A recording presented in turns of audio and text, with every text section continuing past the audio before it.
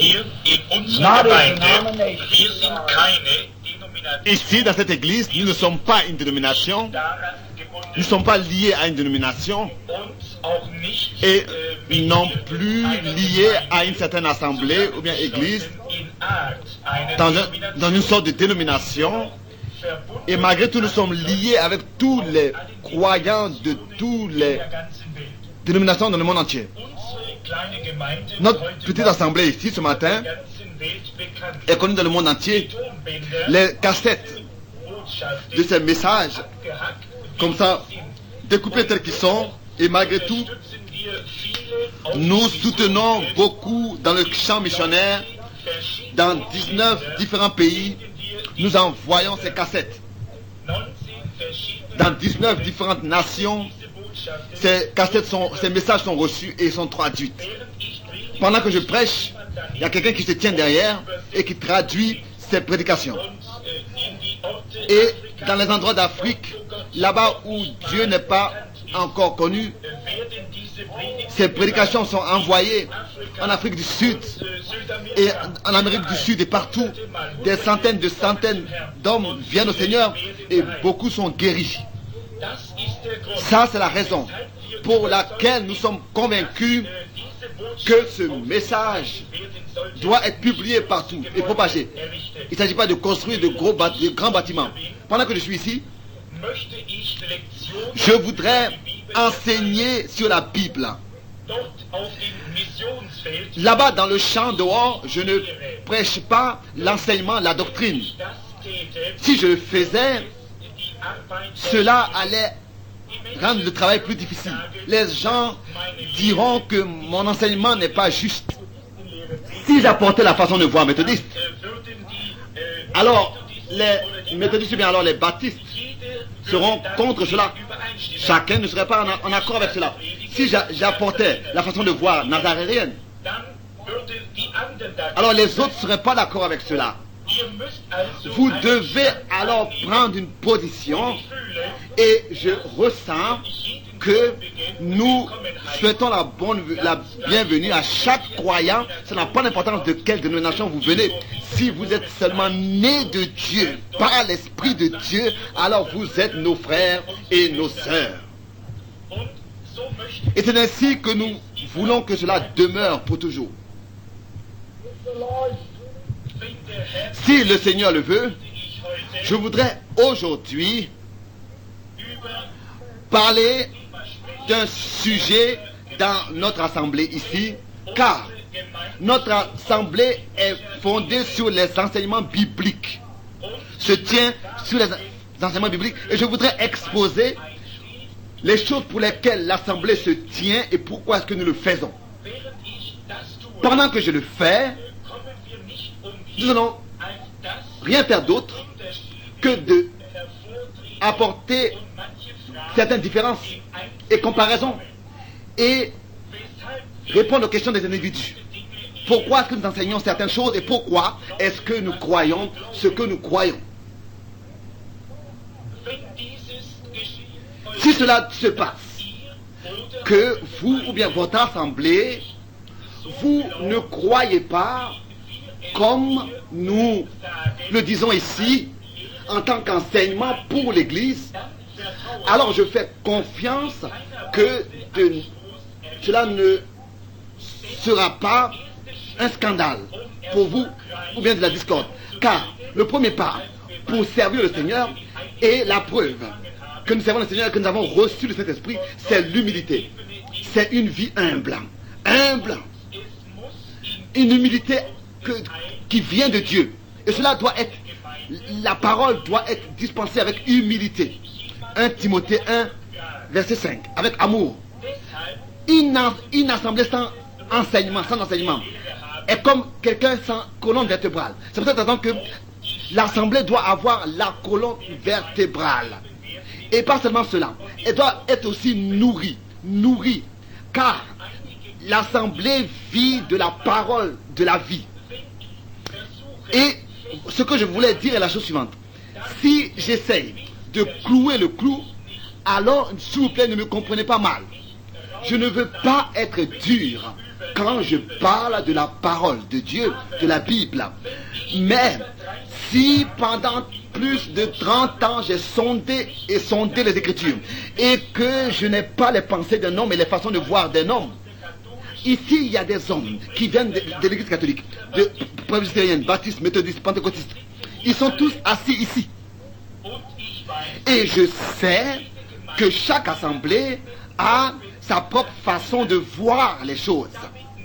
Je ne veux pas être en désaccord avec ces choses, mais je ne peux que prendre les Saintes Écritures et comparer ces choses avec les Saintes Écritures. S'il vous plaît, comprenez tous. Je ne veux pas être dur, mais dans l'amour, dire ce que je dois dire. Et tant que je le sais, je veux exposer les Saintes Écritures. Mon sujet aujourd'hui, ce sera un sujet long. Je ne voudrais pas me dépêcher, mais je voudrais me prendre le temps nécessaire concernant ce que je dois dire et expliquer pourquoi est-ce que nous croyons ces choses. Très souvent dans les assemblées, quelqu'un dira, mais qu'est-ce qu'il croit? Est-ce qu'il est encore un baptiste? Est-ce qu'il est pentecôtiste?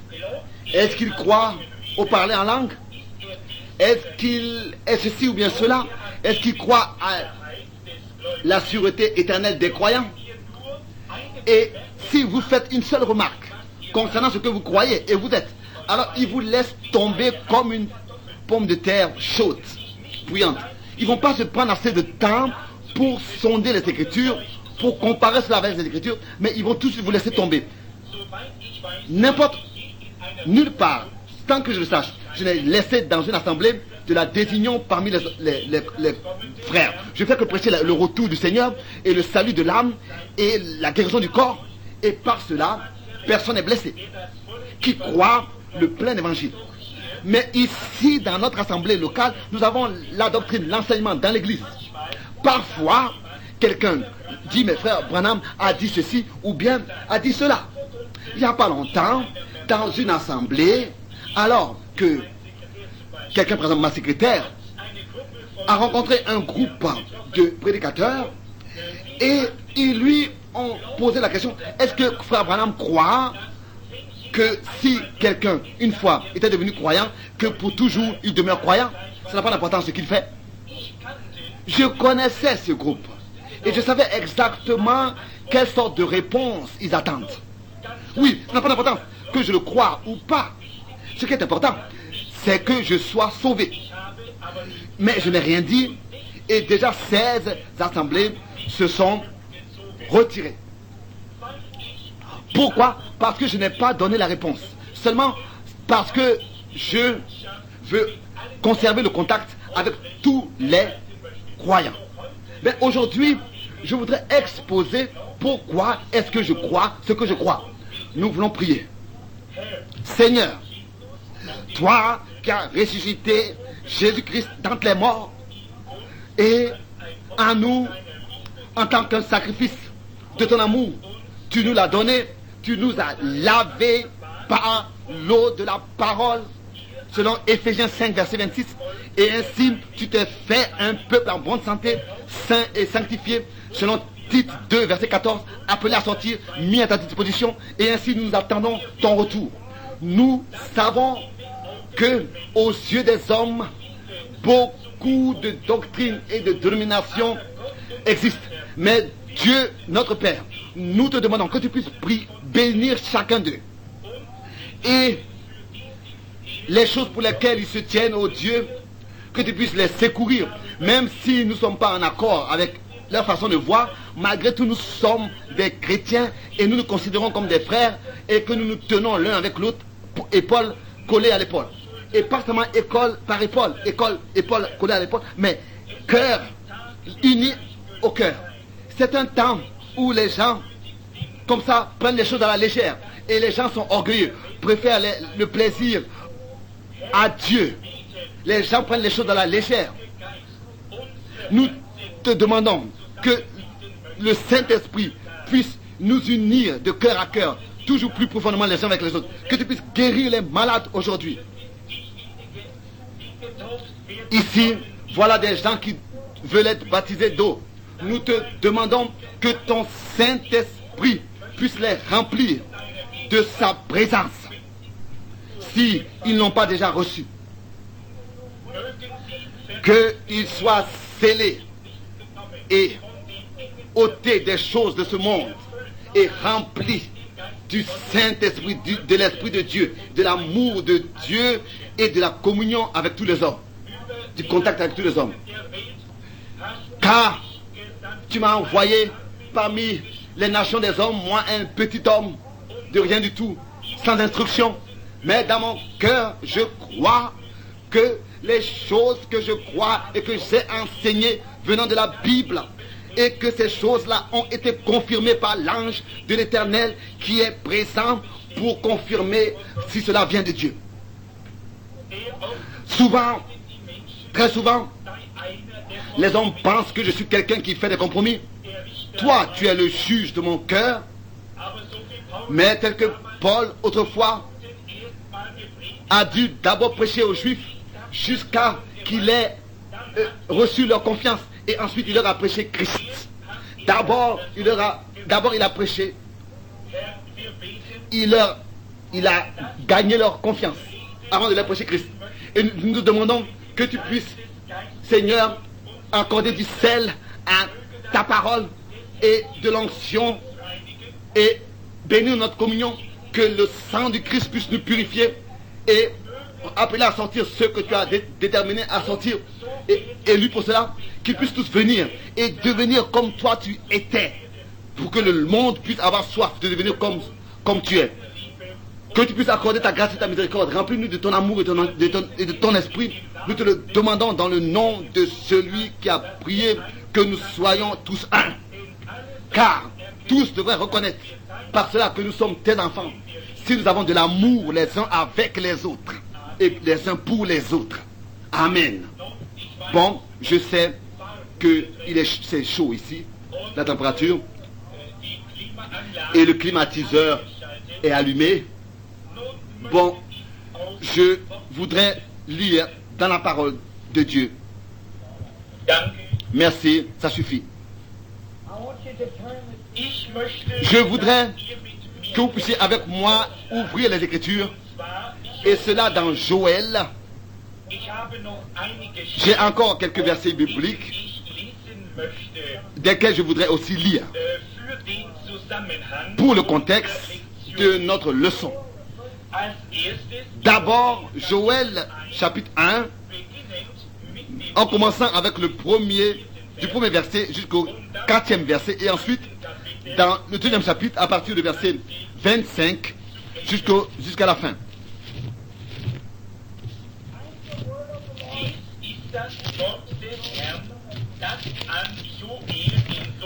La parole de l'Éternel fut adressée à Joël, fils de Bethuel. Écoutez ceci, vieillard. Prêtez l'oreille, vous tous habitants du pays. Rien de pareil est-il arrivé de votre temps ou du temps de vos pères? Racontez-le à vos enfants, et que vos enfants le racontent à leurs enfants, et leurs enfants à la génération qui suivra. Ce qu'a laissé le gazam, la sauterelle l'a dévoré. Ce qu'a laissé la sauterelle, le gélec l'a dévoré. Ce qu'a laissé le gélec, le asile l'a dévoré. Ensuite, le chapitre 2 à partir du verset 25. Je vous remplacerai les années qu'ont dévoré la sauterelle, le gélec, le asile et le gazam, ma grande armée que j'avais envoyée contre vous. Vous mangerez et vous vous rassasirez. Et vous célébrerez le nom de l'Éternel votre Dieu qui aura fait pour vous des prodiges. Et mon peuple ne sera plus jamais dans la confusion. Et vous saurez que je suis au milieu d'Israël, que je suis l'Éternel votre Dieu, et qu'il n'y en a point d'autre. À mon peuple ne sera plus, et mon peuple ne sera plus jamais dans la confusion. Ensuite, je voudrais lire dans l'épître aux Romains, le premier chapitre, le verset 25. Peut-être aussi le verset 24 avec. Romains chapitre 1, verset 24. C'est pourquoi Dieu les a livrés à l'impureté de leur cœur, selon les convoitises de leur cœur, ainsi ils déshonorent eux-mêmes leur propre corps. Eux qui ont changé la vérité de Dieu en mensonge et qui ont... Ensuite, Romains chapitre 3, le verset 4. Autre traduction, ils ont échangé la vérité de Dieu avec le mensonge. Romains 3, verset 4. Loin de là, que Dieu, au contraire, soit reconnu pour vrai et tout homme pour menteur. Bon, selon ce qu'il est écrit. Ici, nous venons dans une série de sujets importants. Et ensuite, je crois qu'un temps viendra dans lequel toutes choses de nouveau seront restaurées. Tout ce qui a été pratiqué de la mauvaise manière. Et nous essayons avec tout ce qui est en nous, et aussi d'autres hommes essayent, nous voyons les grands évangélistes comme Billy Graham et Oral Robert, et beaucoup des évangéliques dehors, et des prédicateurs et des pasteurs qui sont fidèles à leur place, à leur poste. Ils essayent aussi de voir un réveil parmi le peuple dans notre temps. Et nous, en tant que les enfants de Dieu, nous prions pour un réveil dans ce temps. Des 10 000 prières s'élèvent à Dieu à chaque heure pour que Dieu envoie un réveil maintenant à la fin des temps. Et il est écrit que si mon peuple, le peuple qui est appelé de mon nom, se réunit et prie, alors moi je vais répondre du haut des cieux. Bon, si les enfants de Dieu sont réunis et qu'ils prient pour un réveil dans notre temps et que le réveil ne vient pas, alors il faut que quelque part il y ait quelque chose de faux. Bon, pensez à cela, que tout peut seulement travailler ensemble, c'est-à-dire dans la loi prévue pour cela. Parce que chaque voiture peut seulement se déplacer dans la rue selon le code de la route. Les planètes se déplacent dans leur loi. Le soleil peut se déplacer seulement tel que la terre se comporte. Tout travaille selon la nature, selon la loi qui est faite pour lui. Car Dieu a créé toutes choses et a donné aussi pour toutes choses sa loi. Alors, il faut que toutes choses se comportent selon la loi pour ces choses. D'une autre manière, cela ne va pas fonctionner correctement. Si vous prenez une chaîne et que vous voulez en sortir un moignon et que cette chaîne est coupée, alors vous n'avez pas comme ça le droit de remplacer le maillon par un maillon quelconque. Vous devez trouver un maillon de la même matière que cette chaîne et le mettre dans cette chaîne. Sinon, si vous utilisez cette chaîne, elle se brisera. Mais si le maillon que vous venez de remplacer est de la même matière que les autres maillons, est aussi fort, alors la chaîne tiendra. Je suis certain que quelque part, il y a un maillon qui est faux. L'église se marche trop lentement pour l'heure dans laquelle elle vit. Il y a quelque chose de faux. Selon 2 Pierre chapitre 1 verset 1, la foi n'est plus selon le même prix qu'était celle de l'église primitive. En accord avec 2 Corinthiens 13 verset 5 et Galates 2 verset 20. Nous sommes si proches du retour du Seigneur. Nous devons nous asseoir et chercher ce qui est faux. Nous devons en trouver la raison et la cause. Vous ne pouvez pas commencer un traitement si ce n'est que l'origine de la maladie est constatée. Si vous allez à un médecin et que vous lui dites j'ai toujours des migraines et des maux de tête. Et il fait que vous donnez une aspirine et vous fait repartir. Ça veut dire qu'il veut seulement se débarrasser de vous. Un véritable médecin va examiner le cas et jusqu'à qu'il trouve d'où vient l'origine. Qu'est-ce qui cause ces migraines et d'où vient la désunion, et c'est de là qu'il va commencer à faire son traitement. C'est aussi avec l'église du Dieu vivant.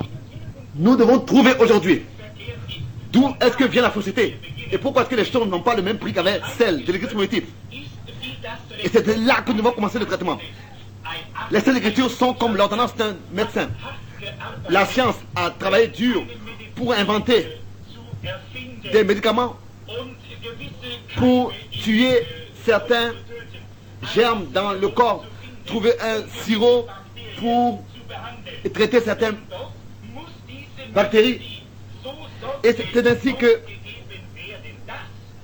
ces médicaments doivent être donnés de manière avec soin.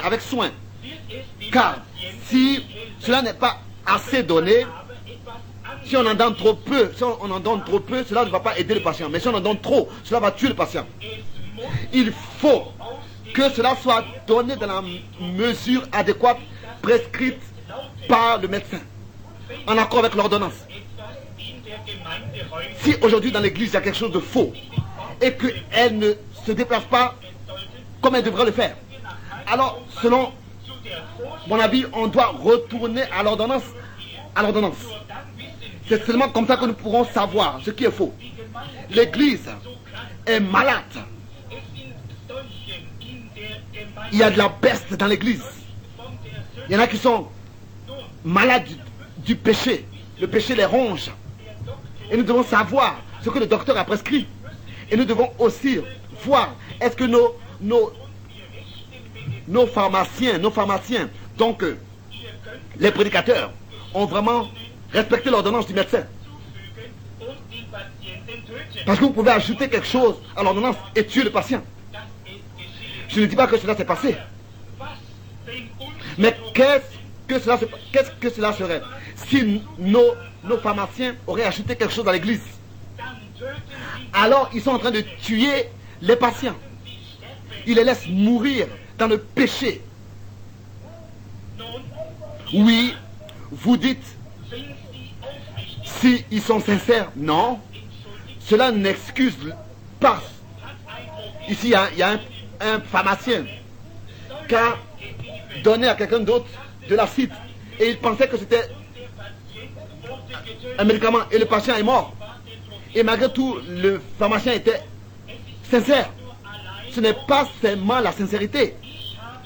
J'ai vu les païens dans leur sincérité. Je vous dis que cela, nous nous cacherions tous devant eux. J'ai vu des païens qui ont donné dans leur sincérité leurs enfants aux alligators et ont sacrifié leurs enfants. Il y en a d'autres qui ont sacrifié leurs enfants à des dieux. Cette sincérité dans leur cœur. Je ne veux pas trouver cette sincérité parmi les chrétiens. J'ai vu des hommes qui ont fait des marques sur la peau de leurs enfants. Et ils étaient même déchirés dans leur corps, sur leur corps. Ils ont même saigné de sang et ils sont morts. Ils sont sincères, mais ils sont sincères de la mauvaise manière. Alors nous voulons trouver quelque chose, car Joël nous a, c'est ainsi que je le crois, nous a donné le bon fondement pour trouver ce qui est faux. Et ça, nous l'avons lu en tant que notre texte. Ici, il est écrit, racontez-les à vos enfants et que vos enfants les racontent à leurs enfants et leurs enfants à la génération qui suivra. Joël chapitre 1, cela, ce sont les païens, les nations. Qu'Israël puisse le dire jusqu'à que les enfants, à la génération qui suit, donc aux nations. Et nous voyons que Joël, ce que Joël avait ressenti autrefois, cela s'accomplit maintenant aux païens aujourd'hui, dans notre temps, à nous les païens. Il disait ce que le gazon a laissé, la sauterelle l'a dévoré, etc. Et ces insectes-là, si vous prenez un livre sur les insectes, vous constaterez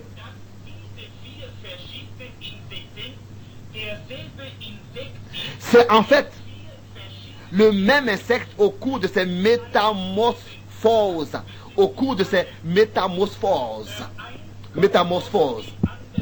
L'un sort de l'autre dans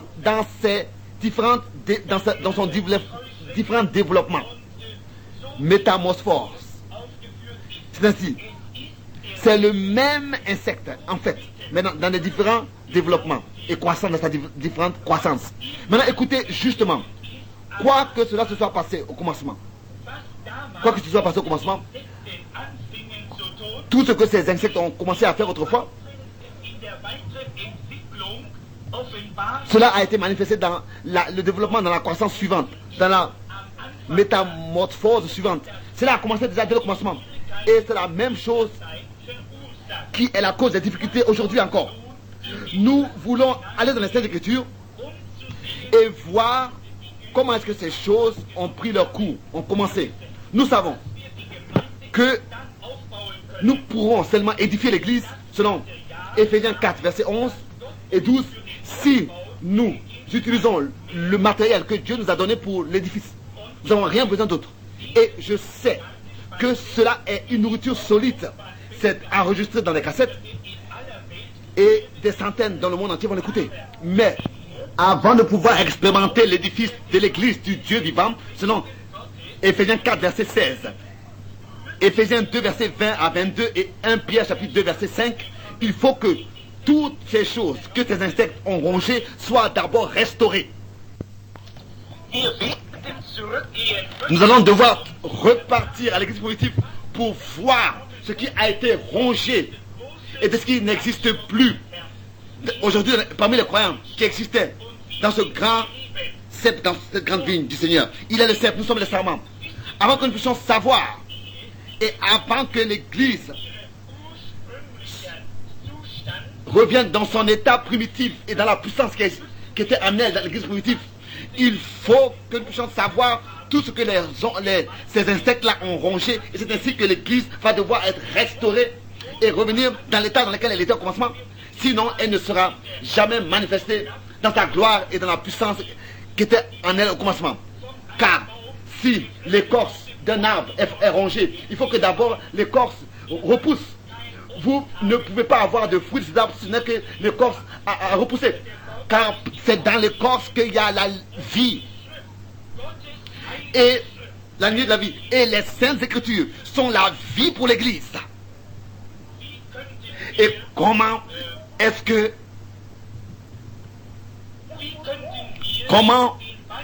nous pouvons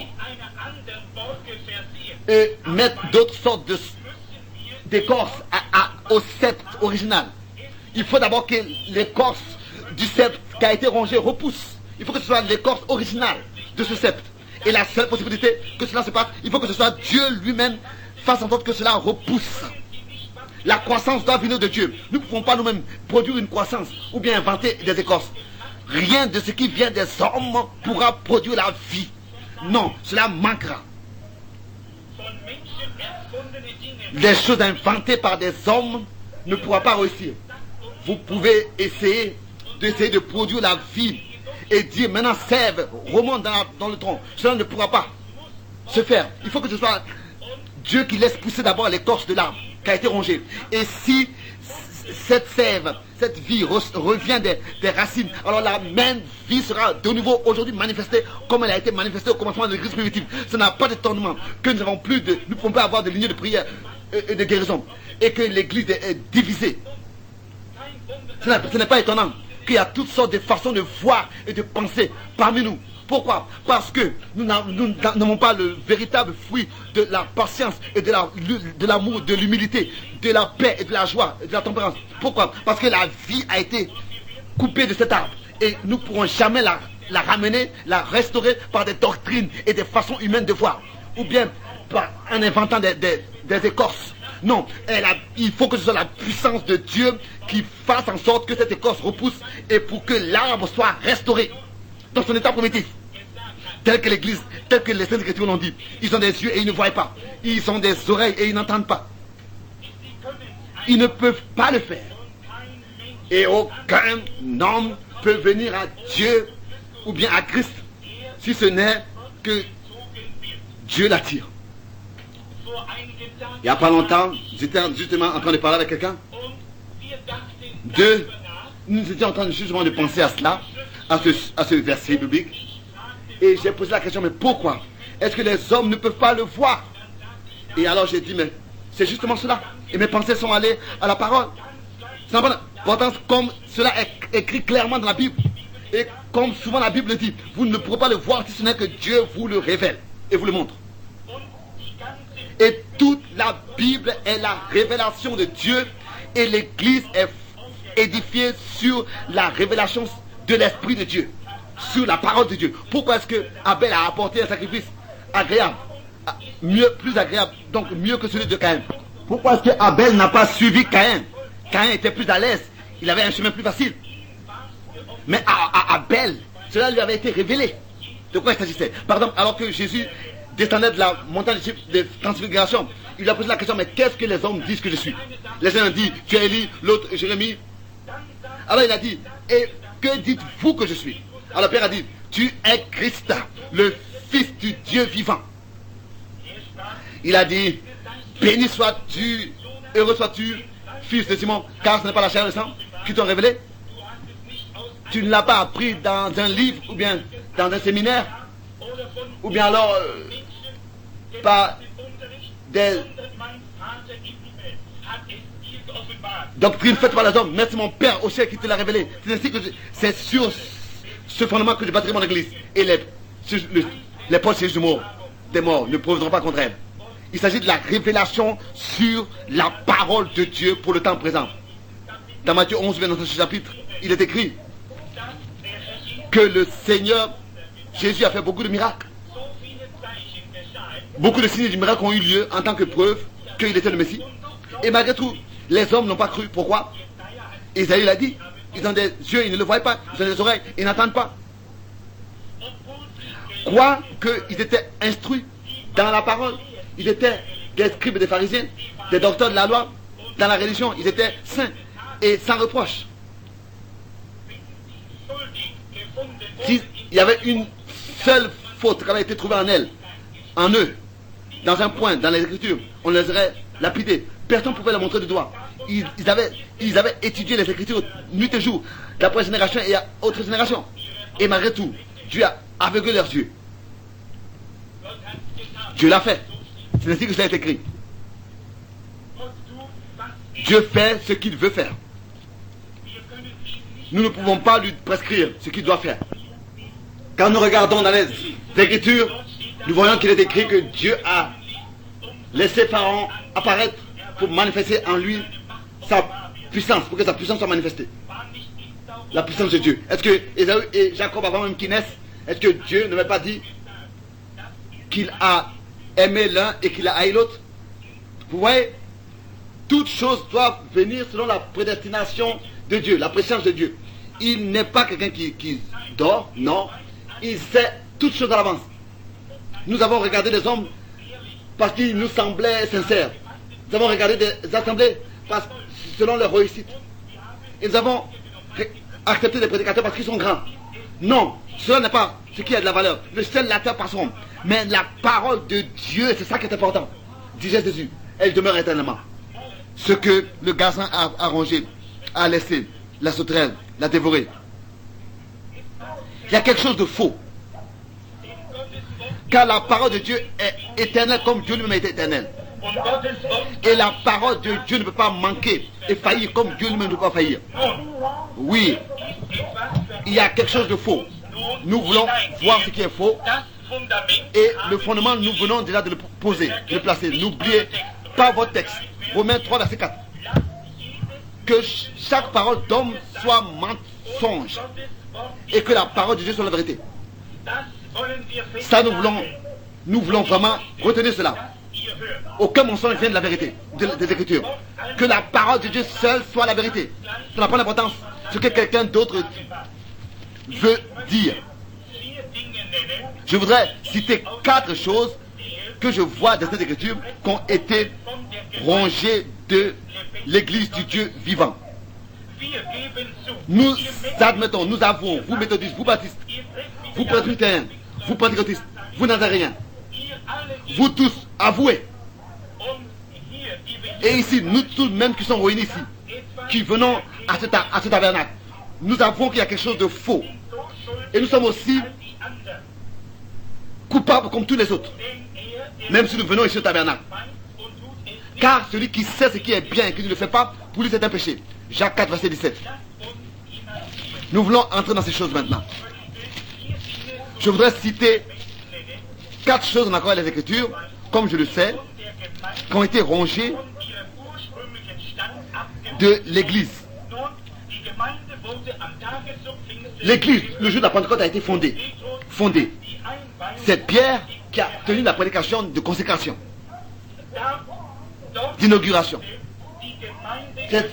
C'est là que l'Église est née, le jour de la Pentecôte. Ça a été la naissance de l'Église. Et si Dieu est infini et qu'il ne peut pas changer, alors son Église doit demeurer la même telle qu'elle était au commencement. Est-ce que vous avouez tout cela? L'Église doit pour toujours demeurer dans le même état tel qu'elle était au commencement. Mais les hommes ont pris ces choses entre leurs mains et ils ont donné leur propre interprétation. N'essayez jamais d'interpréter la parole de Dieu. Dites seulement ce qu'elle dit. Et soyez en accord avec cela. Ne changez jamais la parole de Dieu. Car si la Bible dit car la Bible dit dans 2 Pierre chapitre 1 verset 19 et 20 que la parole de Dieu ne permet aucune interprétation particulière. Nous n'avons pas le droit de dire quelque chose de nous-mêmes. Nous avons seulement le droit de lire et de dire ce que nous lisons. Et de croire tel que c'est écrit. Ça n'a pas d'importance. Même si cela semble impossible. Je le crois malgré tout parce que c'est Dieu qui l'a dit. La chair n'est pas un endroit où on raconte des blagues. Et ça, je ne veux pas. Je veux seulement dire quelque chose pour vous montrer ce que je pense. C'était un vieux frère noir. Il avait toujours sa Bible avec lui. Et son chef lui disait, mais tu ne sais pas lire et tu portes toute la Bible. Il dit, mais je crois ce qui est écrit dans cette Bible. Ça, c'est une bonne raison de la porter toujours. Il a dit, mais même si je ne peux pas lire, je sais ce qui est écrit, c'est vrai. Et il a dit, mais je crois même ce qui est écrit sur le verso de la Bible, c'est-à-dire Sainte Écriture. Et le chef lui a dit, mais Sam, si je te lis quelque chose de la Bible, et tu le feras? Il dit, oui, chef, je le ferai, car c'est le commandement du Seigneur. Alors il a dit, si je lisais, par exemple, que le Seigneur t'ordonne de passer par ce mur, comment est-ce que tu voudras passer par ce mur s'il n'y a pas d'ouverture? Il a dit, si tu me le lis des Saintes Écritures, alors je passerai par ce mur, parce que quand je vais arriver à ce mur, Dieu va ouvrir le mur. Parce qu'il m'a dit de passer là, il ouvrira ce mur et je passerai. Vous voyez, ça c'est la foi véritable. Vous pouvez vous abandonner entièrement à la parole de Dieu. C'est votre devoir de mettre la parole de Dieu en pratique dans la foi, et de faire ce que Dieu a dit, sans regarder aux circonstances. Donc je voudrais, c'est certaines choses sur lesquelles je voudrais parler maintenant, après avoir constaté que le fondement doit être original. Nous devons revenir à l'original pour voir ce qui est faux. Et si le cep n'est pas tel qu'il doit être, alors nous devons constater d'où est-ce que cela vient. Et c'est ce que je veux mentionner. Ce qui a été rongé de l'Église. D'abord, c'est la foi. Les croyants n'ont pas de foi aujourd'hui, comme il avait au commencement. Un insecte a rongé cette lignée de la vie, la foi. Ils ont transformé les choses. Ils appellent maintenant quelque chose, ce qu'ils appellent foi n'est plus la foi. Aujourd'hui, leur foi est fondée sur une grande église, sur une dénomination, sur une doctrine, sur une façon de voir. Mais Jude a écrit au 3e verset, il dit, bien-aimés, alors que je désirais vivement vous écrire au sujet de notre salut commun, je me suis senti obligé de vous envoyer cette lettre pour vous exhorter à combattre pour la foi qui a été transmise aux saints une fois pour toutes. Pas pour une foi quelconque, mais pour la foi qui a été transmise aux saints une fois pour toutes. Comme dans 2 Pierre chapitre 1, d'une même prix. Et ça c'était à peu près 30 ans plus tard, après que cette foi vient. Il y a seulement une seule foi, un seul Seigneur. Éphésiens chapitre 4. que vous puissiez avoir une foi. Nous voulons combattre pour la foi là. Combattre pour la foi bien précise qui a été transmise une fois pour toutes au sein. Nous voulons combattre pour cette foi et nous lever pour cela. Combattre pour cette foi. Pour la foi qui a été transmise une fois pour toutes au sein. Pourquoi est-ce qu'ils ont été appelés saints? Parce qu'ils ont été sanctifiés. Ils étaient sanctifiés par le Saint-Esprit qui habitait dans leur cœur. C'est pour cette raison qu'ils ont été appelés saints. Oui, je dis ici que, bien aimé, alors que je désirais vivement vous écrire au sujet de notre salut commun, je me suis senti obligé de vous envoyer cette lettre pour vous exercer à combattre pour la foi. N'abandonnez jamais cette foi qui a été transmise une fois pour toutes aux saints. Et la foi des saints ne contenait pas dans des doctrines, dans des dénominations, dans des groupes et dans des bâtiments, et pas dans la société, mais elle était contenue dans la présence du Dieu vivant. Il croyait à la présence de Dieu pour guérir des malades, pour chasser des démons, pour faire des miracles. Toutes ces promesses que Jésus-Christ a faites, la première église s'attachait à ces promesses. C'était pour elle la lignée de la vie des croyants. Écoutez bien vous cela. Écoutez, bien-aimés frères, ce que je dis. La présence demeurante du Dieu vivant est la vie pour l'église et pour le peuple. La présence du Tout-Puissant qui demeure avec le croyant est présente. Elle est là pour agir, pour parler, pour vivre parmi les hommes, dans les hommes, tel qu'il a fait au commencement. Si la présence du Dieu vivant, le jour de la Pentecôte, alors que la présence de la Pentecôte est descendue de telle manière, par les signes et des miracles, les hommes étaient tellement remplis de la gloire de Dieu qu'ils louaient et éclataient et parlaient tel que l'Esprit leur donnait de s'exprimer en notre langue. Et ils ont été appelés martyrs, ils sont morts à cause de la foi. Nous voulons combattre sérieusement pour cette foi jusqu'à ce que la mort nous fasse quitter cette terre. Combattre sérieusement. Nous n'allons pas faire de compromis avec ce qui est écrit dans les livres, ou bien dans les livres de prière, ou bien ce que les hommes ont conservé comme théologie, ou bien sur certaines doctrines et façons de voir, ou bien ce que quelqu'un d'autre aurait dit. Ma foi est fondée sur rien d'autre que sur Jésus-Christ, sur son sang, sur sa justice. Il est toute mon espérance et c'est sur lui que je me tiens. Il est le rocher qui ne peut jamais s'ébranler. Tout le reste est du sable mouvant. Pas de doctrine, seulement Christ. Pas de loi, seulement la Bible. Pas de doctrine, de livre de doctrine, non. La Bible doit dire ce que nous croyons. Et pas seulement le dire, mais toujours dire la même chose. De Genèse jusqu'à l'Apocalypse. Il faut que tout soit contenu dans la Bible. Toute la Bible, de l'Ancien et du Nouveau Testament. Cela comme une unité, comme une seule parole. Si je pense que la Bible se contredit, ça veut dire que j'ai la mauvaise interprétation. Comment est-ce que Dieu peut se contredire dans sa parole? C'est pas possible. Tel que ma chemise est constituée du même tissu, du même matériel. C'est ainsi que les Écritures sont contenues du même matériel. Ce sera une église sans tache, sans ride, irréprochable. Elle doit être contenue. Elle doit contenir de la même vie, du même matériel. Par le même Saint-Esprit rempli qui est descendu le jour de la Pentecôte sur l'église. Et a établi sa demeure sur cette terre. Vous ne pouvez rien ajouter à cela. On ne peut pas non plus prendre comme ça du lait et ajouter cela à... Non, non, non. C'est pas possible. Ça ne va pas se tenir. Il y a un verre qui est rentré et qui a rongé ces choses. Aujourd'hui on dit, je crois à l'église sainte. Non, je crois à Jésus-Christ, le Fils du Dieu vivant. Je crois qu'il est le même hier, aujourd'hui et éternellement. Et il manifeste sa puissance et la puissance de sa résurrection, aujourd'hui comme autrefois. Et parce qu'il vit, je vis aussi, pas par une doctrine, pas par une dénomination. Mais parce que Christ vit, je vis aussi. Je vis avec lui, par lui et en lui. Et sa vie se manifeste par moi. Si ce n'est pas ainsi, je ne peux pas me prétendre lui appartenir. Il ne s'agit pas de ma tête, il s'agit de mon cœur et de tout ce que je suis. Qu'il puisse vraiment vivre dans mon cœur, habiter en moi et m'apporter en accord avec sa parole. Je sais que parfois les choses sont écrites d'une manière qu'on ne peut pas tout de suite les voir. Mais Jésus Christ remerciait Dieu et a dit de ce qu'il a caché ces choses aux sages ou intelligents, mais qu'il a révélé ces choses aux enfants. Dieu a eu un objectif en faisant cela. Pourquoi est-ce qu'il a laissé le péché venir? Il est plus grand que le péché. Pourquoi est-ce qu'il a permis que le péché vienne?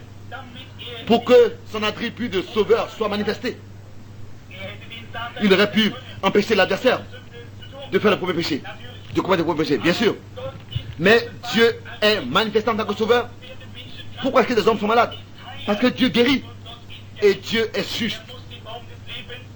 Il doit devant chaque homme mettre l'arbre de la vie et l'arbre de la connaissance du mal. Comme il a fait avec Adam. Il doit placer ces deux arbres devant chaque homme pour que aussi chaque homme aujourd'hui encore se décide. Ça dépend de vous. Reconnaissez. Croyez.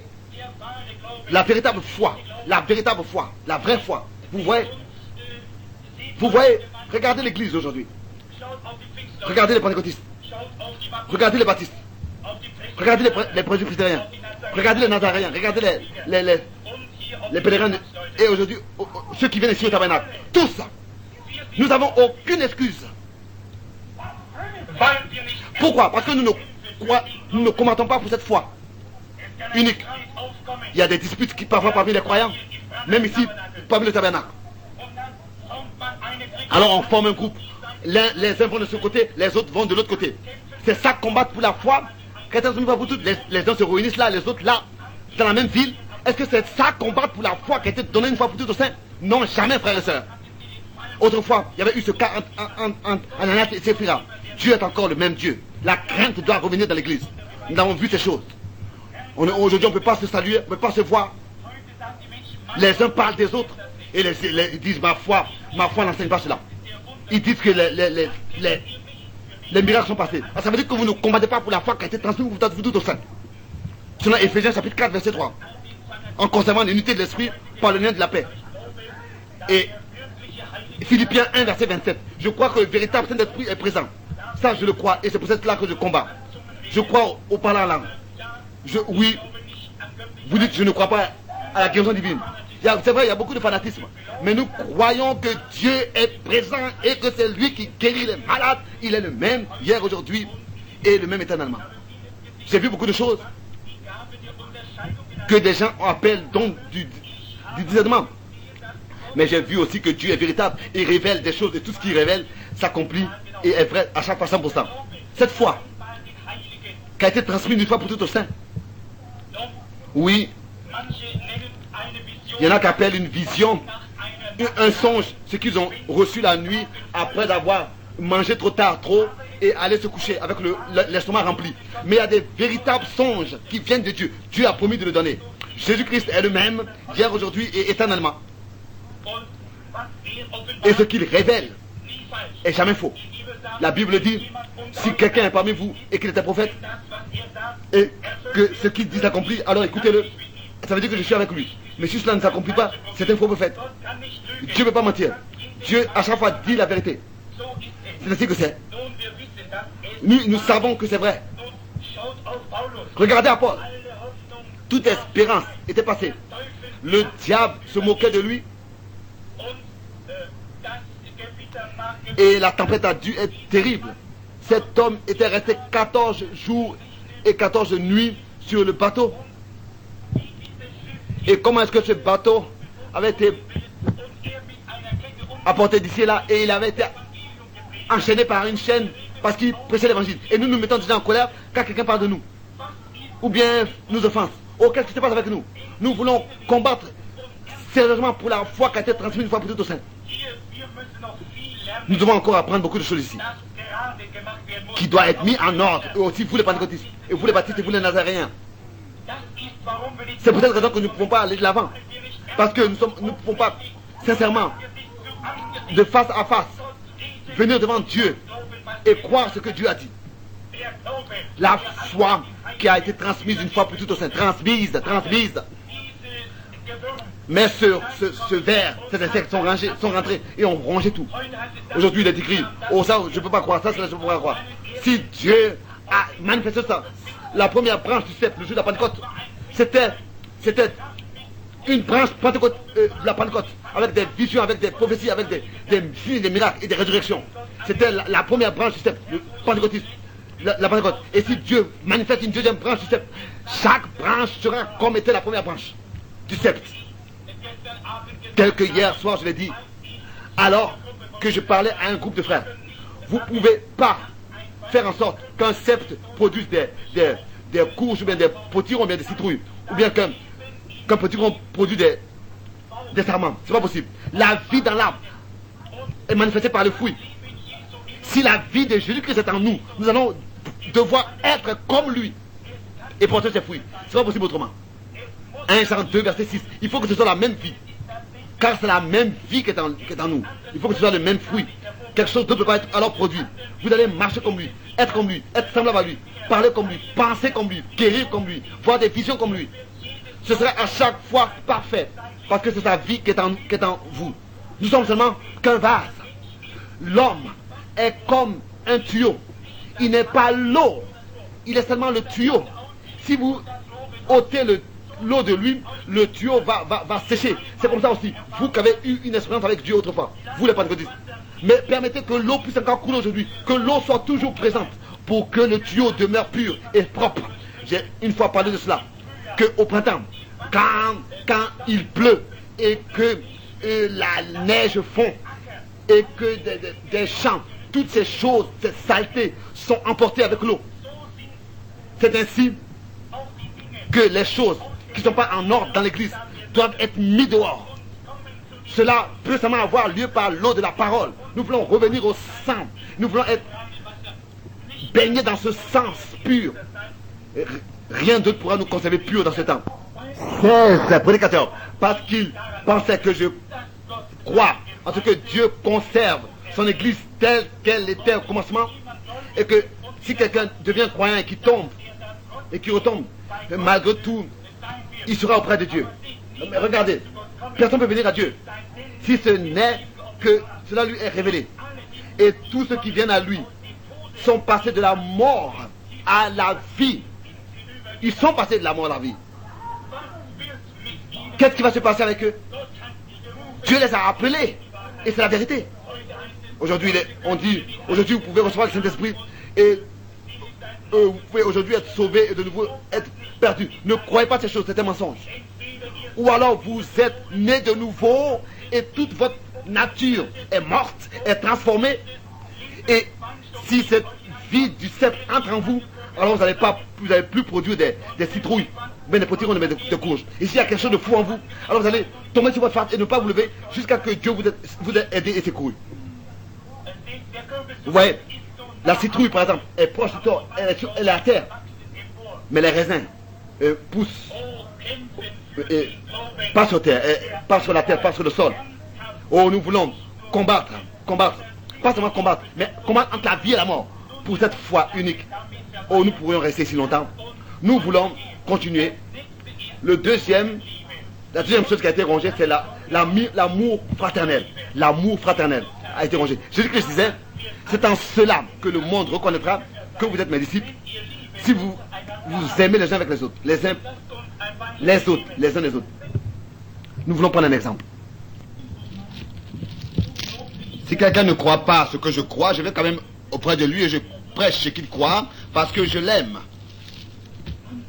C'est à leurs fruits que vous les reconnaîtrez. S'ils n'ont pas l'amour fraternel les uns pour les autres, alors ils se divisent, ils ne se réunissent pas ensemble et ils disent, oh, je ne veux rien avoir à faire avec lui. Alors, vous l'avez dit, que vous ne savez pas ce que je crois. Et quelle différence cela fait? Ce que nous croyons. Ce qui est important, c'est en qui est-ce que je crois et en qui je crois, c'est-à-dire en Jésus-Christ. Jamais j'ai causé une division dans une assemblée. Mais parce que l'amour fraternel a été rongé. Et Paul a dit que l'amour fraternel doit demeurer. Il a dit de ne pas laisser régner de division. C'est écrit dans 1 Corinthiens, le premier chapitre. S'il vous plaît, écoutez bien. Nous allons maintenant entrer dans la nourriture solide.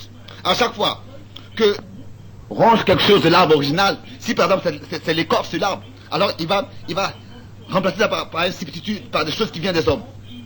Alors que l'écorce est ce qui permet à la sève de revenir des racines et de monter. C'est pour cette raison que nous n'avons pas de réveil.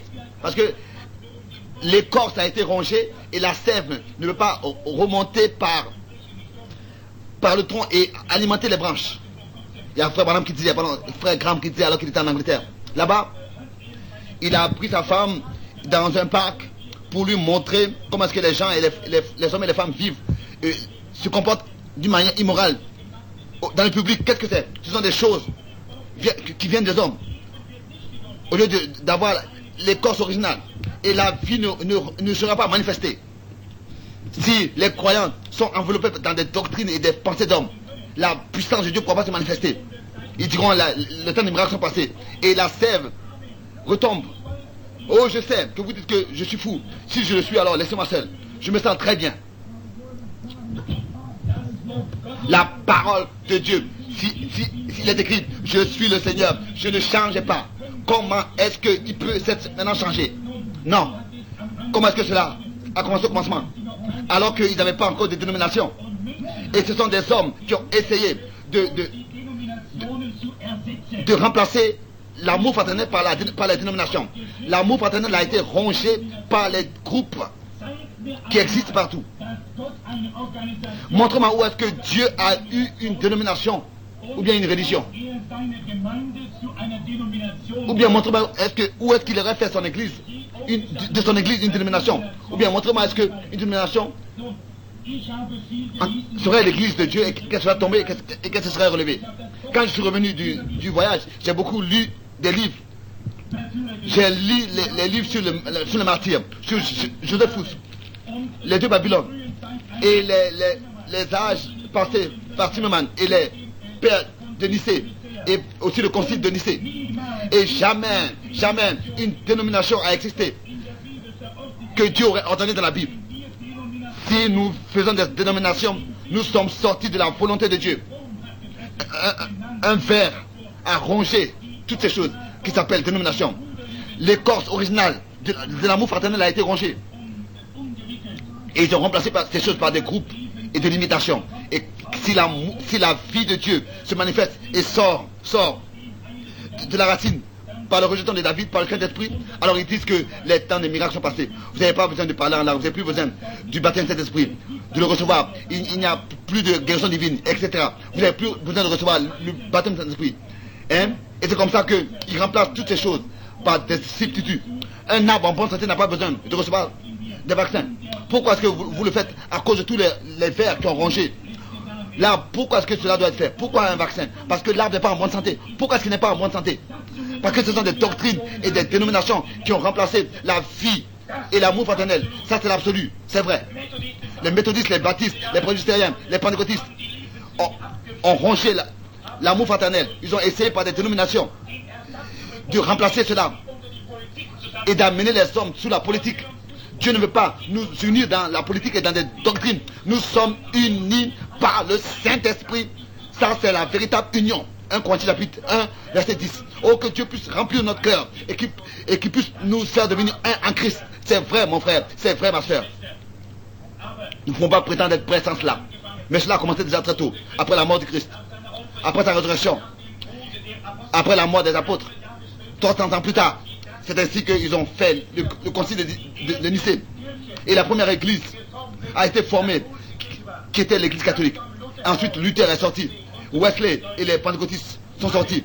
Et tous ces autres, comme Nazaréens, les baptistes, les pèlerins et tous les autres, ils sont sortis de cette organisation. Mais plus tard, ils se sont de nouveau organisés dans le même esprit dénominationnel. Quand Dieu accorde une bénédiction, alors qu'est-ce qu'ils font? Ils font une barrière, ils font un groupe. Dieu veut briser toutes les barrières et les groupes. Je me rappelle, alors que pour la première fois, j'étais allé à l'ouest, au Kansas, et je vois là-bas tous les cow-boys. Ils ne savaient pas ce que c'était qu'un tracteur ou bien une machine à coudre. Tout ce qu'ils savaient, c'était qu'ils s'occupaient de leur bétail. Mais quand la machine, la moissonneuse batteuse était venue, j'ai vu quelqu'un qui avait une longue barbe et il a dit: je ne peux pas voir que partout des barrières sont construites, sont édifiées. Et cela a fait en sorte qu'en lui qu'il ne pouvait pas supporter de voir des barrières. Il ne pouvait pas comme ça se voir dans des barrières tous ces grands bâtiments et des des larmes ont coulé de ses yeux. Et maintenant où le soleil est en train de se coucher, que Dieu puisse nous accorder sa grâce. D'avoir des pèlerins qui sont là, qui ne sont pas comme ça, dans des barrières, dans des dénominations, dans des groupes, pendant que le soleil est en train de se coucher. Que nous puissions avoir une foi qui est inébranlable. Nous voulons combattre une fois pour toutes, pour cette foi qui a été transmise pour les saints. Et que par cela, que cette foi authentique soit manifestée. Ce que Dieu a dit, nous disons amen à cela. Nous voulons combattre ensemble dans l'amour fraternel pour cette foi qui a été transmise une fois pour toutes aux saints. Colossiens 1, Philippiens 1, verset 27. Il y a des femmes qui ont été obligées de donner en sacrifice leurs enfants. Ils étaient obligés de donner un baiser au sacrifice, au crucifix. Sinon, ils étaient brûlés à vif.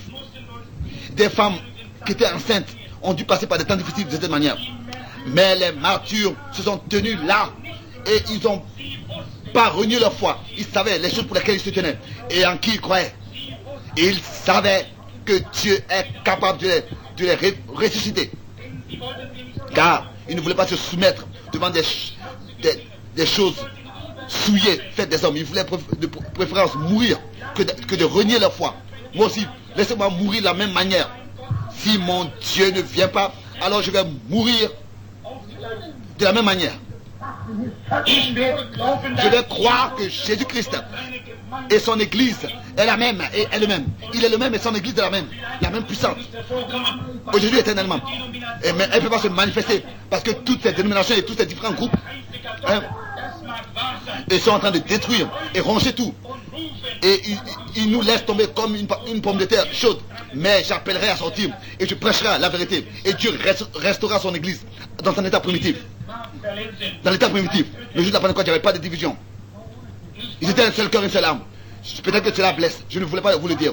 Mais regardez, les premiers chrétiens étaient un seul cœur et une seule âme. Regardez tout ce qui s'est passé dans les temps des organisations.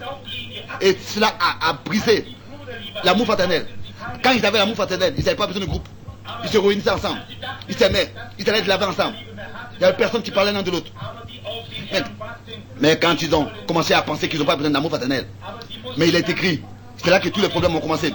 Mais il est écrit que ceux qui espèrent en l'éternel renouvellent leur force. C'est ainsi que Luther est sorti de toutes ces choses. Qu'est-ce qui s'est passé après sa mort? Ils ont fait de nouveau une organisation. Calvin est sorti. Wesley. Ensuite les baptistes et les presbytériens. Jusqu'à l'église pentecôtiste. Et les nazaréens et les pentecôtistes. J'espère que le retour du Seigneur est très proche. Car les pentecôtistes ont fait la même chose que les autres. Et Apocalypse 17, il est écrit que l'église catholique était la prostituée. Et tous les autres étaient ses filles. Elles étaient les prostituées, au pluriel, bien sûr. Dans la Bible, vous pouvez les lire. Dans Apocalypse chapitre 17, il est écrit. Oui. Et les autres étaient ses filles. Oui. Ce n'étaient pas des hommes. Parce que les églises sont toujours symbolisées dans la Bible comme des femmes. Et il a dit que ses filles étaient des prostituées. Oui. La même chose que la mienne. Comment? De la même manière.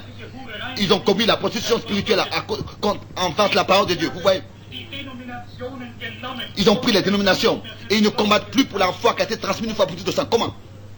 Parce qu'ils sont divisés. Nous ne pouvons pas combattre pour cette foi étant divisée. Ce n'est pas possible. Nous devons revenir à l'amour fraternel. J'ai eu à parler de cela. Zachary me parlait en ce qui concerne le baptême d'une certaine personne. Et je lui ai dit, il n'y a rien dans votre église et que vous enseignez, que vous pratiquez, qui est en accord avec cette Bible. Oui, car il voulait que je parle du baptême du Seigneur Jésus-Christ.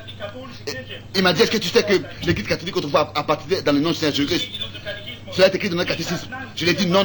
Vous êtes la première organisation qui a introduit la fausse église et le faux baptême. Oui, il a dit, mais nous croyons en catéchisme. J'ai dit, qu'est-ce qui se passe avec l'église, avec l'histoire de l'église?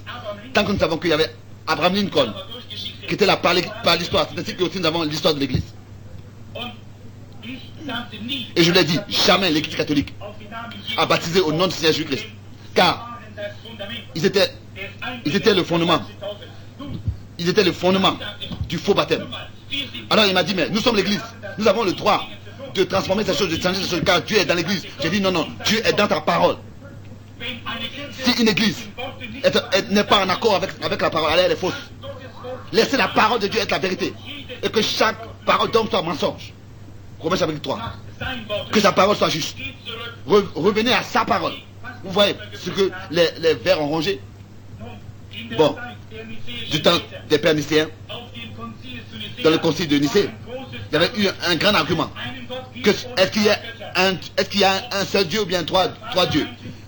Le Père est un, le Fils est le deuxième, et Dieu le Saint-Esprit est le troisième.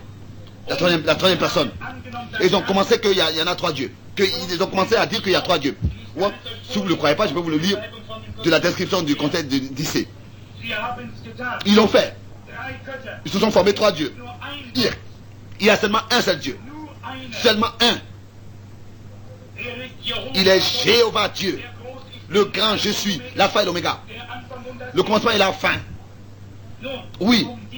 Et ces choses, pour rendre cela juste, ils ont essayé d'inventer quelque chose pour ajouter quelque chose à cela. Alors, ils ont dit Dieu le Père, Dieu le Fils et Dieu le Saint-Esprit. Une telle chose n'existe pas. Ce ne sont pas trois dieux. Ça vient du paganisme. Ce sont trois manifestations du même seul unique Dieu. Dieu en tant que Père. En tant que Dieu était seul dans sa sainteté, dans sa loi, dans sa justice, entouré de tout cela. Ensuite, il voulait se révéler à l'homme. Et il voulait que les hommes aient communion avec lui. Alors, il a revêtu Marie de son nom. Et Jéhovah Dieu, c'était lui. Et en elle, il a créé une cellule. Et cette cellule a grandi et l'homme Jésus-Christ s'est manifesté. Le Dieu vivant, le Père, est venu sur lui alors que Jean était en train de le baptiser. Tel que Jean disait, j'ai vu l'Esprit descendre sur lui en forme d'une colombe et rester sur lui et la voix s'est fait entendre. Celui-ci est mon fils bien-aimé en qui j'ai trouvé mon bon plaisir. Jésus-Christ a dit, moi et le Père nous sommes un. Pas que Christ est un avec Dieu, mais Dieu était en Christ et a réconcilié le monde avec lui-même. Vous, frères unitaires, vous êtes aussi dans la fausseté. Vous dites que Dieu est un comme ma mère est un. Oui, il ne peut pas être son propre Père. Mais Dieu est Jéhovah. Tel que lui, Dieu est esprit. Il a voulu se former une maison dans laquelle il peut habiter sur cette terre. Et ensuite, pouvoir verser son sang qui est pur et saint pour qu'il puisse nous racheter et ensuite pouvoir habiter aussi dans notre cœur. Et il habite en nous par le Saint-Esprit, lequel est le même Dieu. Dieu en nous maintenant. Il sera avec nous et il sera en nous et il agira par nous jusqu'à la fin du monde. Et les œuvres que j'ai faites, il les fera. Et les œuvres qu'il a faites, nous les ferons aussi, c'est ce qu'il a dit. Ces choses ont été rongées par les vers. Il dit Dieu le Père est assis dans la gloire. Dieu le Fils est assis et à sa droite. Tel que cela est écrit dans la Bible. Alors que Étienne avait été lapidé, il avait vu le Fils de l'homme à la droite, assis à la droite de Dieu. Cela veut dire que il est l'autorité puissante, l'autorité, il est le pouvoir. Il pouvait dire, tout pouvoir m'a été donné au ciel comme sur la terre comme au ciel. Il est l'autorité suprême. Dieu était en Christ. Oui, à la droite, c'est-à-dire, il est l'autorité. En lui habitait toute la divinité corporellement. Si vous voyez trois dieux individuels, vous êtes des païens comme cela ne peut pas l'être plus. La quatrième chose, alors qu'ils ont formé ces trois dieux, alors ils ont dû alors chercher un baptême pour cela. C'est ainsi que le diable a aveuglé leurs yeux sur Matthieu 28, verset 19, où il est écrit de les baptiser dans le nom du Père, du Fils et du Saint-Esprit, et enseigner tous les peuples, etc. Le diable a aveuglé leurs yeux. Ici, je vais devoir vraiment frapper le clou pour bien le placer. Ça va faire mal, mais je dois le faire. Que Dieu nous aide pour que nous puissions voir cela. Sondez vous-même dans les Écritures. Et si vous trouvez dans la Bible que quelqu'un dans la Bible aurait été baptisé dans ces trois titres, Père, Fils, Saint-Esprit, alors vous êtes obligé de me le montrer. Vous voyez, le diable fait des Écritures quelque chose pour lesquelles ils ne sont pas déterminés. Il est venu même à Jésus avec les Écritures et il a dit, il est écrit qu'il ordonnera à ses anges et qu'ils te porteront, etc. Et tu ne vas pas trébucher sur une pierre. Mais il a essayé des Écritures de faire quelque chose pour lesquelles elles n'étaient pas déterminées. Mais Jésus-Christ était rempli du Saint-Esprit. Et la révélation de Dieu était en lui. Si un homme est rempli de l'Esprit de Dieu, Dieu va lui révéler sa parole originale. Ici, il est écrit, baptisez-les au nom du Père, du Fils et du Saint-Esprit. Au nom du Père, du Fils et du Saint-Esprit. Jamais, jamais, à l'époque du concile, un homme aurait été baptisé dans le titre. Jamais auparavant. Cela a commencé avec l'organisation catholique après le conseil de Nicée. Mais comment est-ce que vous pouvez voir ces choses si Dieu n'ouvre pas vos yeux? Je prie pour qu'il le fasse, pour qu'il le fasse. Nous voulons ouvrir les Écritures. Nous voulons ouvrir les Écritures. Matthieu 28, verset 19. Comment est-ce que vous avez été baptisé? Au nom du Père, au nom du Fils et du nom du Saint-Esprit. Ce n'est pas écrit comme ça. Vous dites la Sainte Trinité. Montrez-moi cela une seule fois dans la Bible. Ce sont des choses qui viennent de l'homme. Cela n'existe pas dans la Bible. Une Sainte Trinité n'existe pas. Cela est venu des églises. Mais cela n'est pas à trouver dans la Bible. Non. Une telle chose n'existe pas. Si vous le trouvez dans la Bible, vous êtes obligé de me le montrer. Dans les Saintes Écritures de Dieu, cela n'existe pas. Et la doctrine, la fausse doctrine sur le Père, Fils et Saint-Esprit est sortie de l'enfer. Il n'y a rien. Il n'y a pas trois dieux. Moi, je crois en Dieu le Père. Je crois qu'en tant que Fils, il s'est manifesté. Et en tant que Saint-Esprit aussi, il se manifeste. Mais il demeure le même Dieu. Ouais. Jésus-Christ n'a pas toujours répété et dit 3 fois, baptisez au nom du Père, au nom du Fils et au nom du Saint-Esprit. Mais il a dit au nom du Père, du Fils et du Saint-Esprit. Au nom, au singulier. Pas toujours répéter les noms, mais ici il s'agit du nom au singulier. Au nom du Père, du Fils et du Saint-Esprit. Vous voyez, Père, Fils et Saint-Esprit. Bon, regardez. Ici il est écrit par l'apôtre Ouin, le jour de la Pentecôte. Ils avaient reçu le Saint-Esprit. Bon, l'église a été consacrée. Elle avait été fondée. Maintenant, la première prédication devait être tenue. Dieu par Simon-Pierre, parlant. Jésus-Christ lui a donné la clé. Il a dit, je te donne les clés du royaume. Pierre, ce que tu lis est lié au ciel, sur terre. Ce que tu dis sur terre a sa valeur au ciel. Écris et parle, cela sera ainsi. Ce que tu lis sur terre sera lié au ciel.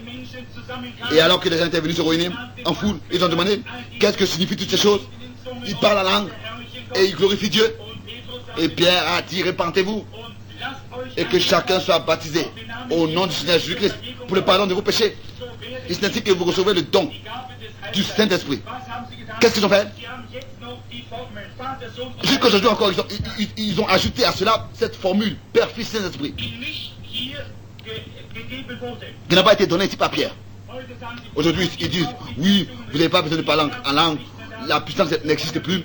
On confessait tellement cela, mais cela est empoisonné par le diable.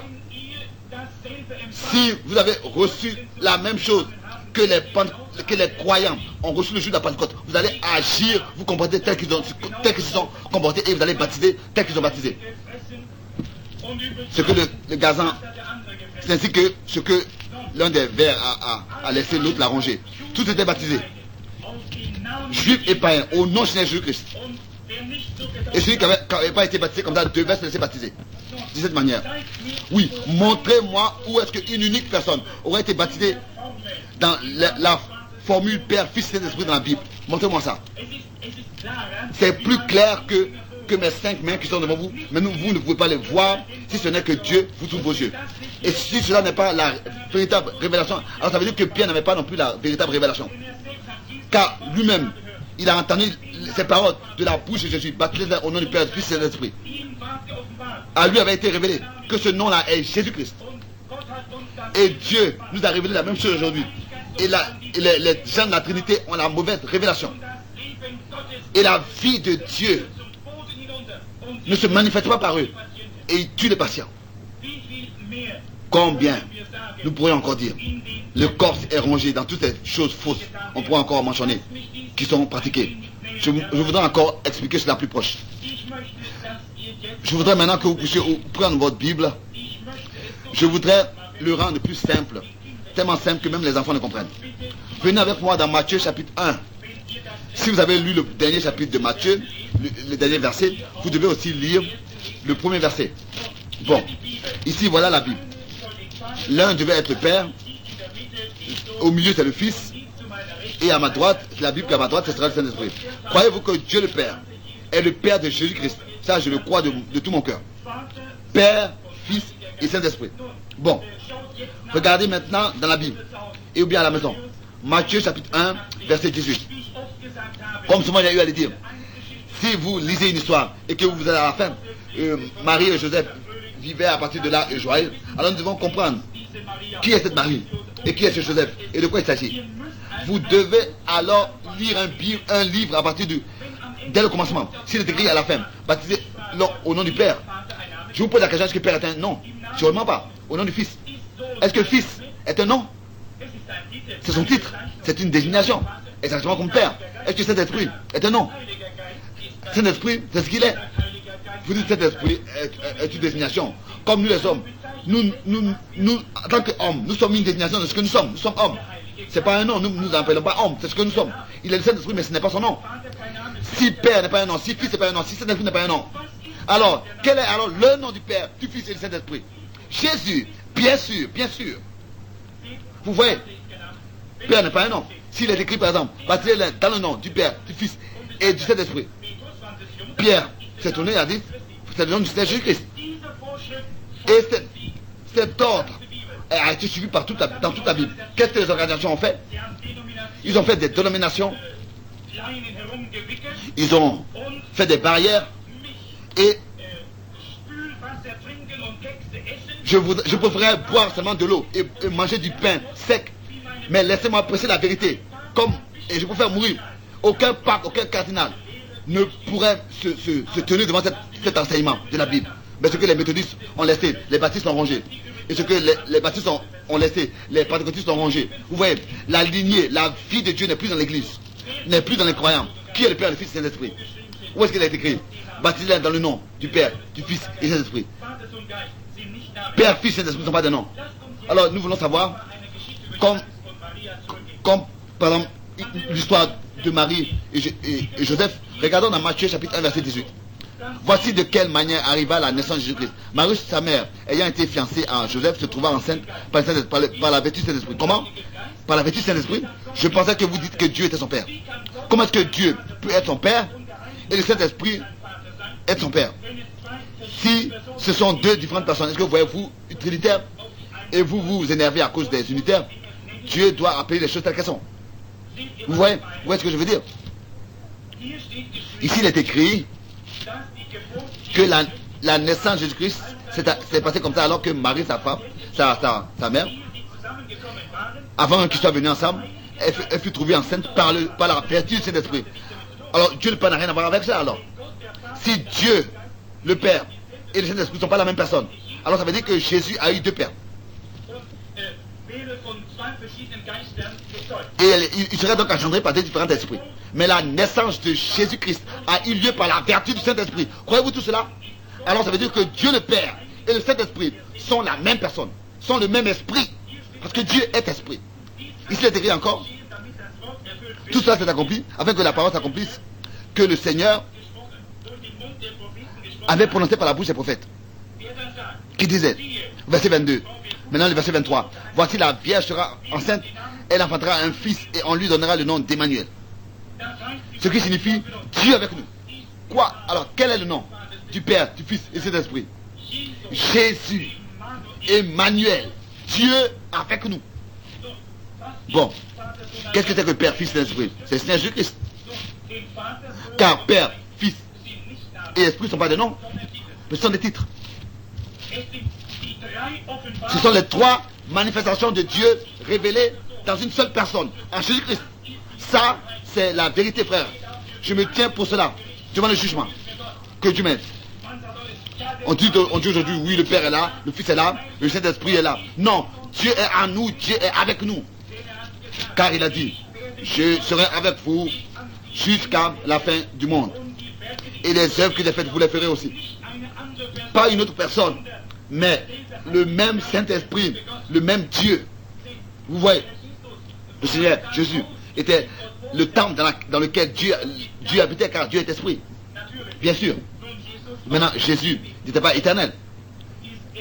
Maintenant, il est éternel car Dieu a enlevé ce corps sur son trône. Nous aussi, aux yeux de Dieu, déjà depuis l'éternité, nous étions élus et nos noms sont inscrits, ont été écrits même avant la fondation du monde dans le livre de la nuit immolée.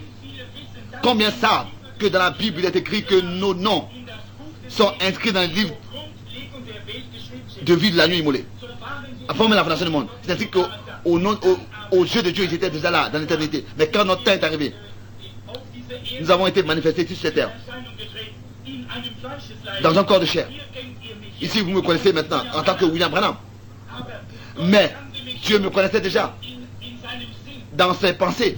Vous voyez, qu'est-ce que c'est qu'une parole? Une parole, c'est une pensée qu'on a exprimée. Et Dieu avait dit, laissez-le venir, et je suis venu. Et s'il appelle encore, je reviendrai. J'irai à lui. Car une parole est une pensée exprimée. Car il a exprimé ses pensées dans sa parole. Et s'il le dit, alors cela s'accomplit. Et s'il appelle encore, je repartirai à lui. Ça c'est Dieu, le Dieu tout-puissant, le Dieu omniscient qui est partout, qui sait tout. Oui, mais ils doivent développer un faux baptême. Mais cela, toutes ces choses leur sont cachées. Le monde ne le voit pas. La vérité ne va pas monter dans leur cœur. Et cela ne peut pas être vu si Dieu ne le révèle pas. Bon, nous voulons revenir à la fin avant de prier pour les malades. Je suis resté plus longtemps que je le pensais. Et rappelez-vous, j'ai encore quelque chose que je vais vous dire, que je dois vous dire. Bon, Père, Fils et Saint-Esprit est un seul vrai Dieu. Il a un nom. Son nom, c'est le Seigneur Jésus-Christ. Christ le Seigneur est né. Christ veut dire le oint. Seigneur veut dire propriété. Et Dieu est descendu et a habité en lui. Cela a fait de lui Père, Fils et Saint-Esprit. L'alpha et l'oméga. Le commencement et la fin. Lui qui était et qui est et qui viendra. La racine et le rejeton de David. Les deux. Rejeton et racine. La lumière, ça, le premier et le dernier. L'étoile du matin. Oui. Ce que le gazon a rangé. Comment est-ce que vous pouvez adorer si vous ne savez pas comment adorer? Comment vous pouvez être rempli d'un esprit si vous n'avez pas d'esprit? Si vous êtes lié à des doctrines et rempli de doctrines, vous pouvez être religieux. Oui, ça peut être peut-être des œuvres morales et religieuses. Vous avez besoin du véritable, authentique Saint-Esprit qui peut seulement être reçu par la prédication de la parole de Dieu. Authentique. Et si l'Esprit de Dieu vient sur vous, il vous conduira dans toute la vérité. Et vous la révélera. Et il vous montrera les choses. Il prendra ces choses que je vous ai dit. Et il vous les révélera et vous les montrera. Le Saint-Esprit le fera. Bien sûr. Ce que l'un des insectes a laissé, l'autre l'a rongé. Ce que les catholiques ont laissé. Les luthériens l'ont rongé. Etc. Jusqu'au mouvement patriotiste. Où est-ce que c'est arrivé ça maintenant? Tout cela, ce sont des rencontres du péché. Combien de choses d'autres encore sont enseignées? Ils font que se serrer les mains et de souhaiter la bienvenue aux autres dans l'église. Hein? Ils aspergent les enfants. Les autres font la même chose. Où est-ce que cela est enseigné dans la Bible? Le mot baptême veut dire être enseveli. Ça, c'est la vérité de la parole de Dieu. Oh, si on avait du temps, on pourrait encore continuer avec ces fausses choses et les citer. Je vous dis, mes bien-aimés frères, un jour, je me tiendrai avec vous devant le jugement. Avec vous, je dois rendre compte de ce que je prêche. Je ne vais pas devoir rendre compte d'un livre de doctrine, mais de la Bible. Je vais devoir rendre compte. Jamais quelqu'un dans la Bible aurait reçu cet esprit sans que la puissance de Dieu, par le parlant en langue et par les prophéties, etc., se soit manifestée. Ce n'est pas un endroit dans la Bible. Il n'y a pas d'endroit dans la Bible où ils auraient été baptisés autrement d'eau en dehors du nom du Seigneur Jésus-Christ. Jamais. Personne dans la Bible a enseigné la Trinité. Écoutez Israël. Moi, le Seigneur, ton Dieu, je suis un Dieu unique et seul. Tu n'auras pas d'autre Dieu à côté de moi. Pas trois dieux, mais un seul Dieu. Il est Dieu éternellement. Il était Dieu, il est Dieu et il sera Dieu. Mais les dénominations vous racontent des histoires. quand vous venez avec, il vous laisse tomber quand vous venez avec l'amour fraternel et vous prêchez la vérité. Nous voulons vous prêcher, n'est-ce pas, ce qui servira à votre salut.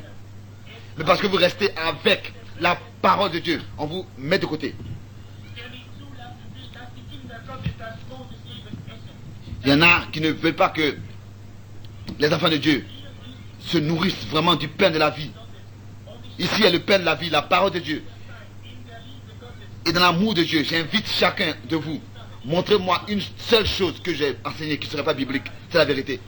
Mais, parce que je me tiens pour cela, je suis abandonné. Je l'ai attendu que cela est ainsi. Dieu m'a averti à l'avance. Ils ont fait la même chose avec lui. J'ai dit, mais d'où est-ce qu'il a son instruction? D'où est-ce qu'il vient? Il était le fils du Dieu vivant. Et il n'avait pas un esprit de parti, il n'a pas pris parti pour qui que ce soit. Laissez-moi être assez un homme. Que Christ soit assez en moi. Et si je me tiens seul, que je sois dans la vérité. Et que je puisse la prêcher aux hommes. Je préfère prêcher l'évangile à 5 personnes dans la vérité que à des millions dire le mensonge et faire des compromis. Dieu m'a dit, alors que ces grands signes et miracles et prodiges avaient lieu, et les signes de la résurrection de Jésus-Christ sont déterminés à l'église. Mais les hommes sont tellement emprisonnés dans leur groupe. Mais laissez-moi vous dire la chose suivante. Dieu va restaurer toutes choses. Toutes ces choses qui ont été rongées, il va les restaurer. Dieu va de nouveau restaurer.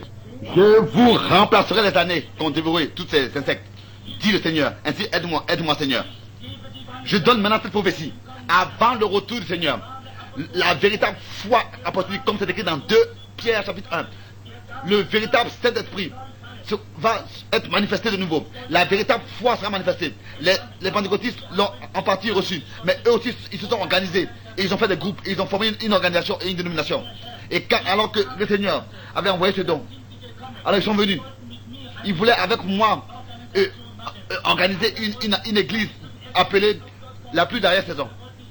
Et les assemblées de Dieu, chacun voulait m'avoir. Et je me tenais entre eux tous et je dis, c'est ici le fondement, la Bible. Venez, sortez de toutes ces choses faites par les hommes et revenez au sein de l'Écriture et au modèle de la Bible. C'est ainsi que vous aurez la sagesse, le discernement, l'esprit, la puissance et la restauration de la véritable église et des dons et des fruits, la véritable vie de Dieu en vous. Tout cela sera manifesté.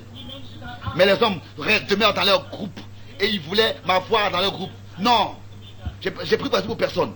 Il est le même Dieu hier, aujourd'hui, éternellement. Nous devons revenir, sortir de tous ces groupes et revenir au fondement. Car sur ce fondement, je battrai mon église. Et les portes des morts ne pourront pas contre elle. Oh, que Dieu vous bénisse tous. Peut-être que vous pensez que je suis un peu trop... Je parle un peu à trop haute voix. Non, je pense que c'est en ordre. C'est en ordre pour cette parole. Le même Saint-Esprit est ici. Le même Esprit qui a écrit la Bible est ici. Et si l'Esprit qui a écrit la Bible est en vous, il dira Amen à chaque parole.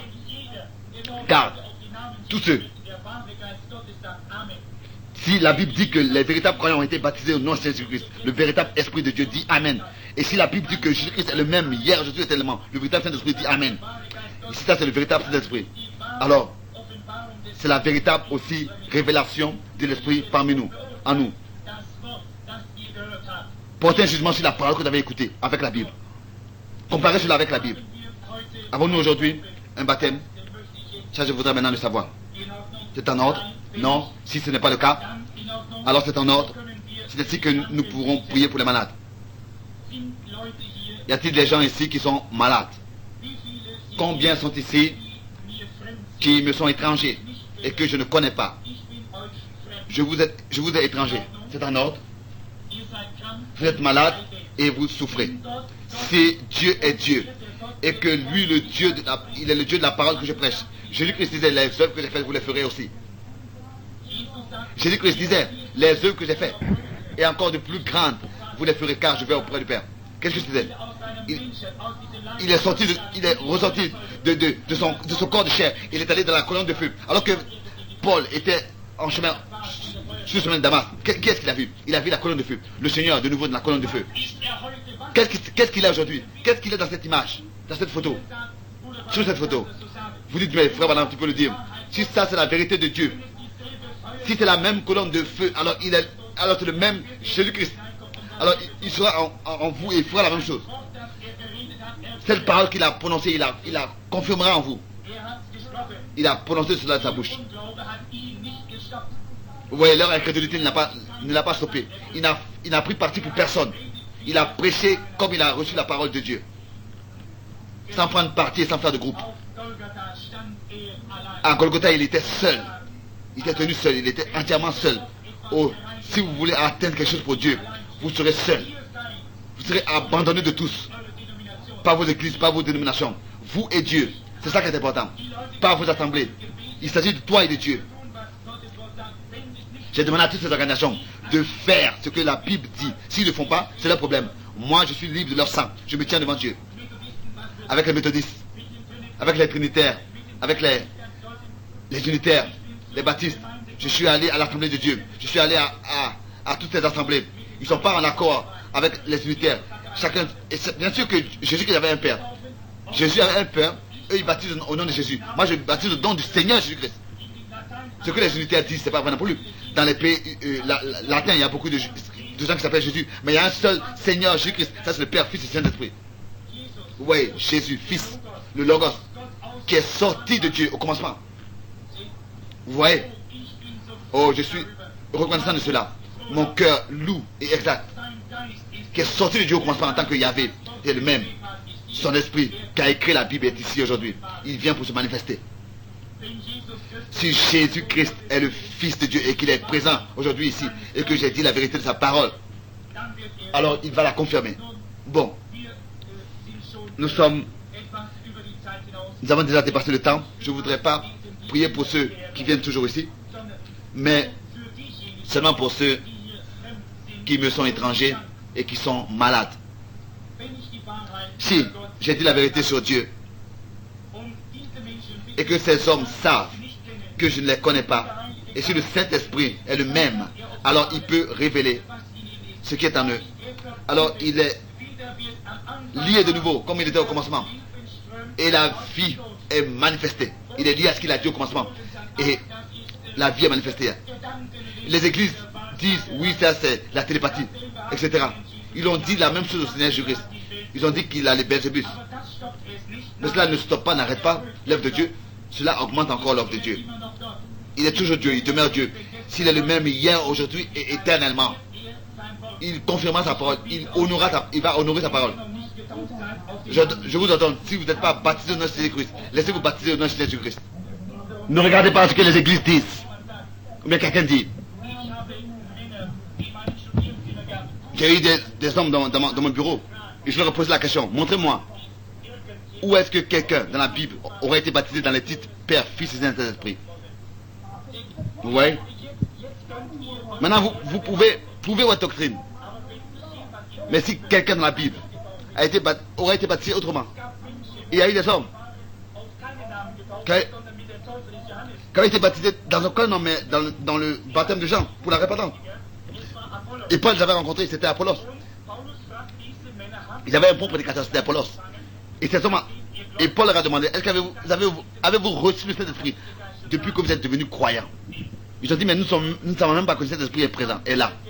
Et il a demandé, alors, comment est-ce que vous avez été baptisés? Alors ils ont dit, nous avons été baptisés du baptême de Jean. Le même homme qui a baptisé Jésus. Et qu'est-ce qui s'est passé? Paul leur a dit, vous devez être de nouveau baptisés. Car Jean a seulement baptisé pour la repentance, mais pas pour le pardon des péchés. Il a prêché qu'ils devaient croire à celui qui devait venir. Mais ensuite, ils se sont laissés baptiser au nom du Seigneur Jésus-Christ.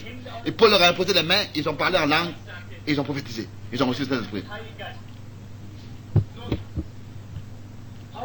Et Paul est l'homme qui a dit à ces gens qui doivent de nouveau se laisser baptiser, parce qu'ils n'ont pas été baptisés dans le nom du Seigneur Jésus-Christ. Moi, j'ai le droit de dire la même chose. Qu'est-ce que Paul a dit dans Galates chapitre 1, au verset 8?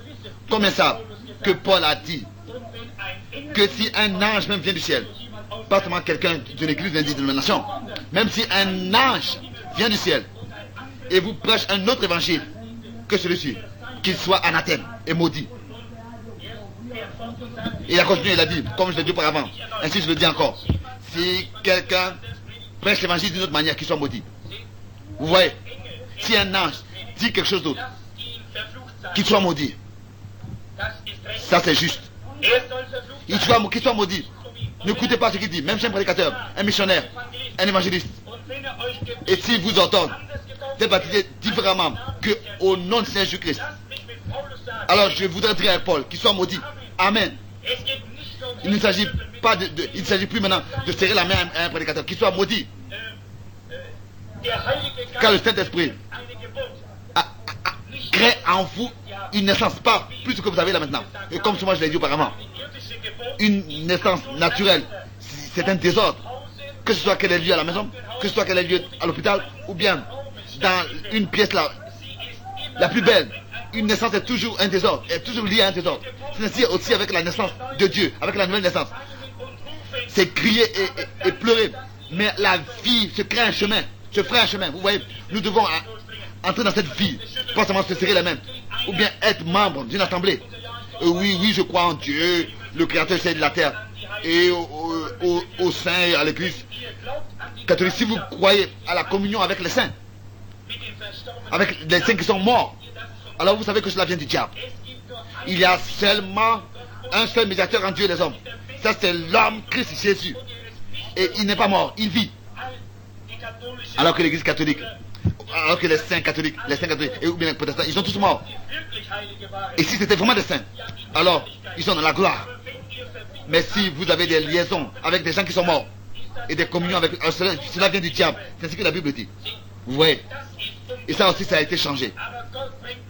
La communion avec les morts, ça vient du diable. Mais Dieu ramène tout dans l'état primitif. Il nous remplace les années passées. Comme Sainte Cécile et tous ces saints. Il s'agit de revenir à la parole de Dieu, à la Bible, de revenir à Jésus lui-même. Car il est vivant, le Seigneur a dit, je vais vous remplacer toutes ces années passées. Et vous voyez que la vie se ferait de nouveau un chemin. Dieu restaure l'Église et il la ramène dans sa plénitude, dans la statue parfaite du Christ. Oh Dieu, je te demande maintenant de tout mon cœur. Ta parole a été prêchée. Je te demande que tu puisses bénir tous ceux qui sont ici. Et je te demande que tu puisses te manifester à tous dans ta lumière. Qu'ils puissent la comprendre. Qu'ils puissent tous être guéris par la pommade de Gilead. Et tous ceux qui ont été aspergés en trois dieux, qu'ils puissent voir leur erreur. C'est tellement d'importance. À combien de gens je crois? Je presse, si ce n'est que tu te révèles à eux, sinon ils ne pourront pas comprendre ces choses. Tu as fait tant de miracles, et tu as tenu tant de prédications, et tu as prouvé que tu es le Messie, que tu es le loin. Car Ésaïe avait dit, ils ont des yeux et ils ne voient pas, ils ont des oreilles et ils ne voient pas, et ils n'entendent pas. Tu as d'une manière nouvelle manifesté ta parole, et tu nous as fait revenir au fondement original. Tu as révélé les enseignements bibliques, et tu as confirmé ces choses par les signes des miracles. Qu'est-ce qui se passe?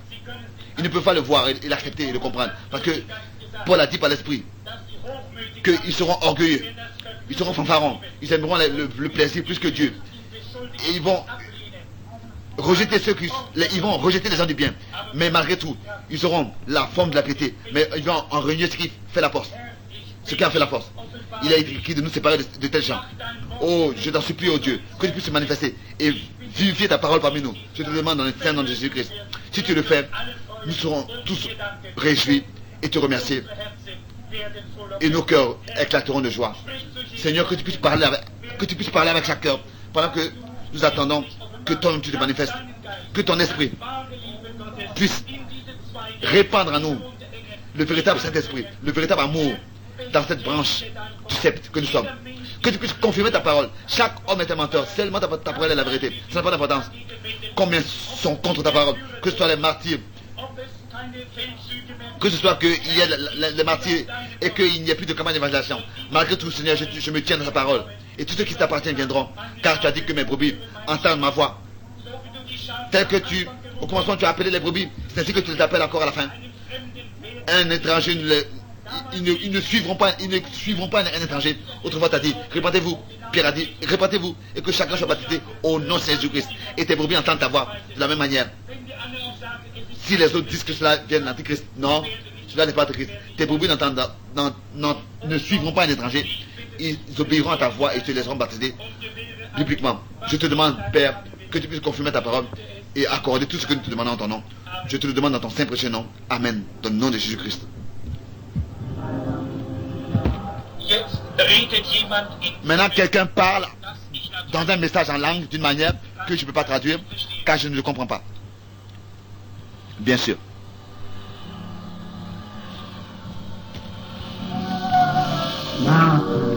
Nun, der Geist Gottes wirkt.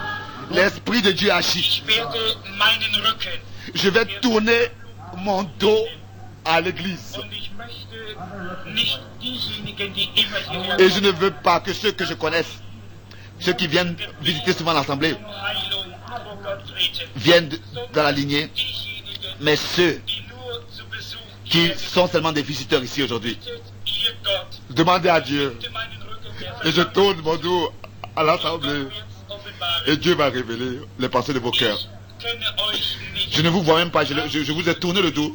Je ne vous connais pas. Avez-vous les cartes de prière? Jesus sagte, Jésus "Wer disait, mich berührt." qui m'a touché? Möge Gott es wenigstens zweimal Que Dieu puisse au moins confirmer 2 fois sa parole, qu'il est ici présent. Il a dit chaque chose doit être reposée, doit se reposer sur au moins 2 ou 3 témoins. Quoi que vous avez comme besoin, demandez à Dieu, il vous l'accordera. Si vous le croyez, levez vos mains. Combien sont ici qui n'ont jamais vu que le Seigneur se manifeste de cette manière? Bon, vous voyez, où est-ce que je me tiens? C'est un défi. Si Dieu est Dieu, il se manifestera. Si ce n'est pas la vérité que j'ai dit, alors c'est un mensonge. Alors je suis un faux prophète. Alors vous ne devrez jamais venir encore pour m'écouter. Alors je serai un faux prophète. Alors j'ai rendu un faux témoignage de la parole de Dieu.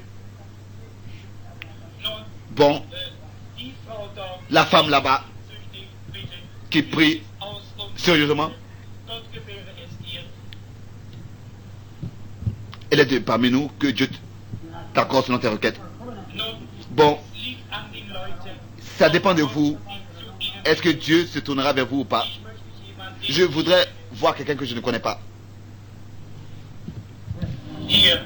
Ici. Toi, tu n'es pas de parmi nous ici. Non, tu viens de l'extérieur. S'il te plaît, lève-toi.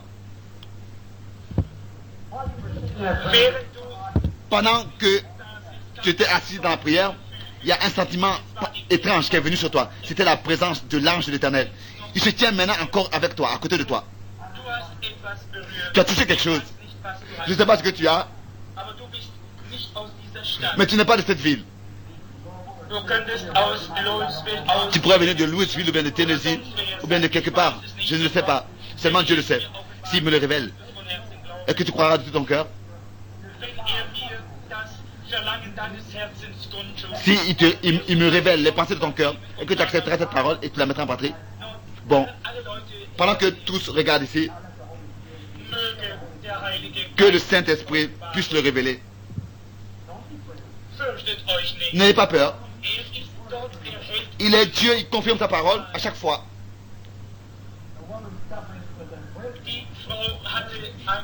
La femme a eu... Tu as des douleurs de cœur et tu as des douleurs de cœur à cause des nerfs. Et c'est grave quand tu t'allonges. Tu viens de l'Ohio, tu as eu une opération. Cette opération n'est pas encore guérie. Tu viens de l'Ohio, Tu as encore des difficultés dans ton cœur. Tu as de la dépression et c'est ta fille. Elle est paralysée. Ainsi dit le Seigneur. Repars. Ressors selon tes prières. Tu l'as touché. Crois-tu? Amen. Qui est encore là? Crois-tu que Dieu va me révéler pourquoi c'est ici? Crois-tu que le même Dieu est ici? Oh, tu as une ombre sombre sur toi. Tu as le cancer. Crois-tu que Dieu te guérira? Oui. Alors toi aussi, tu peux repartir à Cleveland, Ohio, car c'est de là-bas que tu viens. Jésus-Christ t'a guéri. Ici, il y a encore une femme. Sie hat eine Hautkrankheit. Elle a une maladie de peau. Steh bitte auf. Lève-toi, s'il te plaît. Glaubst du? Crois-tu? Es hat dich ein wenig schockiert. Cela t'a un peu choqué. Gehe. Repars. Es wird gut. Cela ira bien. Tu es guéri dans le nom de Jésus. Leider ist Malheureusement, ici, la réunion de guérison divine sur la bande en anglais Gott segne euch alle. est finie. Que Dieu vous bénisse tous.